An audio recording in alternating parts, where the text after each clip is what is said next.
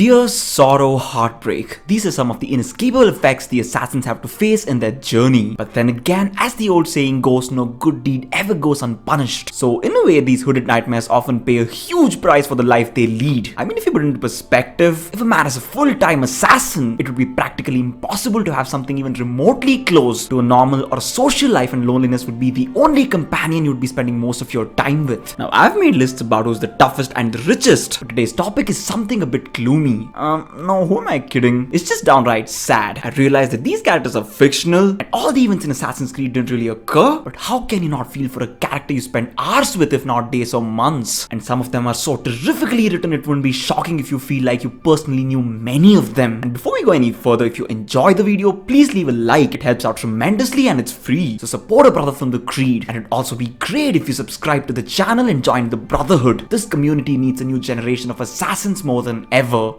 Back to the topic at hand, I was initially going to explore Eivor and Kassandra, but since they were human, even if only for a brief period, and the sense of having emotions, I will be including them in the list. Now, we won't just consider which of these assassins faced the most tragedies, we'll also look at how their lives turned out to be later in their story. So it's not about who was the saddest at one point of time, it's about who experienced the least amount of happiness in their lives. So let's jump right into the list. On the last spot, we see Kassandra. But before anyone mentions Phoebe's death, or how Kassandra/Alexios lost their families, I'd like to remind you that it didn't happen in every scenario. This is one fundamental problem, and I'm kind of regretting including Kassandra about now. But now that we're talking about her, let's just get through it. There is no set story, so we don't know if her family was killed, if she killed Deimos, if Deimos killed her mother, if Phoebe died. Everything was a possibility and just that. And besides, once she got hold of the staff of Hermes, she breached all tenets of humanity. So I guess it was redundant to include her after all. But I really hope it provides justification why Kassandra can be in lists with other assassins. Next, on the 9th spot, we see both Jacob and Evie Fry. Giving them both a separate spot just didn't feel necessary, and technically they should have been last. The fact is, at least we know exactly what happened with these two, since there's a properly set story. And if you've played Syndicate, you know that these two really didn't have a tragic story in any way. They both lived good lives with friends and family, didn't lose any loved ones to a Templar or anything. Their dad died of pleurisy, by the way, so I don't want to hear any of the "what about their father?" in the comment section. They both even got married later in their lives, had children, lived to a long age. I mean, if you're an assassin, what else could you even ask for? So yeah, tragedy and the Frys are two different things. Next up, the 8th spot, which is occupied by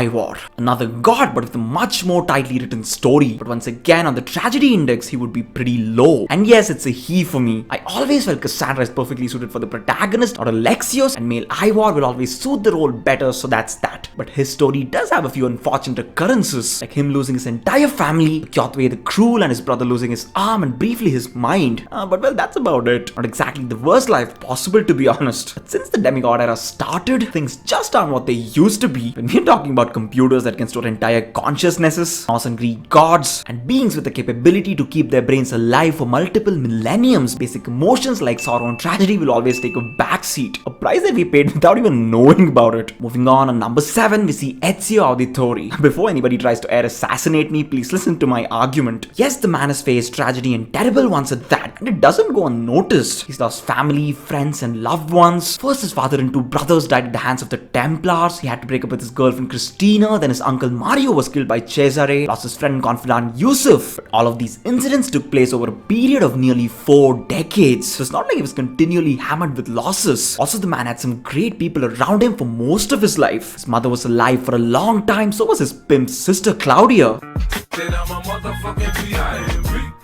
And some of the most powerful people in Italy were his close friends and brothers in the Creed. Now for the most beautiful thing, despite it happening late in his life, Ezio found love again. He was able to get married, have a family, which if you ask me, isn't the saddest thing I've ever heard. So don't get offended, because the man lived a good life, which he totally deserved, by the way. Now that brings us to number 6, Shay Cormac. This man had a life that was full of mishaps, but only in his first few decades. He lost his mother at childbirth, lost his father to pirates, accidentally killed thousands of people, which scarred his very soul. Was backstabbed by his assassin brothers and sisters, had his mentor of sorts killed by his former allies, and had to kill every one of his ex-assassin buddies with his own hands. Damn, it must have been brutal on the man. But the later part of his life was actually really good. He didn't die a sad man. Instead, he lived a life that was full of bliss and joy. Got married, had children, even grandchildren. Lived till a ripe old age and became one of the most powerful Templars. So yeah, despite having a terrible first few decades, he had everything a man could dream of later in his life. Not bad for Shay, huh? Moving on number 5, we see Connor Kenway. Once again, we see an assassin that people think had the most tragic life. But did he really? Not in my opinion. Let's dissect that. Connor's mother died in his childhood, right in front of him, might I add. He had to kill his own father, his adopted father, and yes, Achilles was nothing short of that. Died off of old age, had to murder his best friend due to circumstances, and he couldn't even save his village at the end, which was his first priority. So sadness has never been a stranger to Connor, but he too lived a good life later on. And even after the events of Assassin's Creed 3, Connor had so much left in his life. He was young, was the owner of a massive estate. His entire Davenport clan was still beside him, which people always seem to forget for some reason. And he even had a wife and kids later on. The reason his life is slightly more tragic than Shay's was because he apparently died early, in his late 40s. That's still a rumor, and he might have lived a long life. But if the rumors are in fact true, then damn, he deserved more. Moving on number 4, we see Edward Kenway. It seems like tragedy and the Kenway family are old friends, friends from generations. Because at a point of time, Edward became a man who had nothing he cared for left. His own greed had done him dirty, and in his quest for wealth, the man had taken a path which led him to the darkest hole. I'll never forget the scene where Edward and Anne Bonny sit under a tree and just remember the good old days and friends who weren't with them anymore. And it must be tough because Edward lost all of his friends to greed as well, and despite him trying, he couldn't save many of them, and some died right in his arms. Now that must have taken a toll on his psyche, but Edward too had a short but merry life later. Get out of my head, Bartholomew! Because he reunited with his long lost daughter, married again, had a few more children, and the man was rich, so that definitely helped. But it's just a terrible shame that he was killed in his early 40s. His early 40s! I mean, what the hell? Can't any of these good assassins enjoy a long life? I mean, damn. Next up on the third spot, we see Bayek of Siwa. Putting myself in Bayek's shoes sends chills down my spine. In one fateful day, he lost everything he held dear. Not only did his son die at his own hands, because of an unbelievably cruel move by Flavius, he lost his life, his home, and also his wife that day. Not to death, but to vengeance and then to duty. But the fact that they were able to endure all of this and still fight for mankind tells us about the exceptional character of Bayek and Aya. You know, the part that really made me sad was when they both meet again in the Hidden Ones DLC. At the end of the campaign, when they're saying their goodbyes, we can very clearly see that they still love and yearn for each other, but have to depart because of their commitment to humanity. It's an unbelievably tragic yet awe-inspiring story. And now number 2, Arno Dorian. His and Elise's life is comparable to that of Romeo and Juliet, but in his case, Elise was Romeo and Arno was Juliet. Just kidding, but Arno's story is definitely one of the most disastrous. Lost his mother early, lost his father at Shay's hands in his childhood, lost his adopted father to betrayal, lost his assassin title, lost his girlfriend, lost the battle with Jackman. It seems everything the man cares about is taken away from him. What a shame it was. And even though he rejoined the assassins after the events of Unity transpired and did some notable work, he was a lonely man throughout his life. A truly sad fate for an otherwise lovely man. And now for the man with the most tragic story in Assassin's Creed, Altair. It's not like so many Assassin's Creed fans love Altair for no reason. He was the best assassin there ever could be, bar none. The freaking best. And this man's life, despite being full of achievements and carrying out his responsibility, was one that was just full of sorrow and tears. His mother died when he was born. You know, the life expectancy of the mothers of these assassins seems to be really low. Almost all of them passed away in childbirth or in brutal accidents. Now that is weird. He lost his father at the age of 10, had to kill his mentor with his own hands, lost his wife Maria, lost one of his sons Seth, was betrayed by the assassins more than once, was cast away for decades, and even though he regained his mentor status later in his life, he never truly lived. You know, no happy moments, no peace or joy, just a life full of burden and hardships. And his death is easily the most depressing of them all, because he chose to die alone in a dark room just to pass on a message, which I agreed would save the earth in the future. But darn it, every time I think tragic and depressing, Altair's life comes to my mind. This assassin deserved more,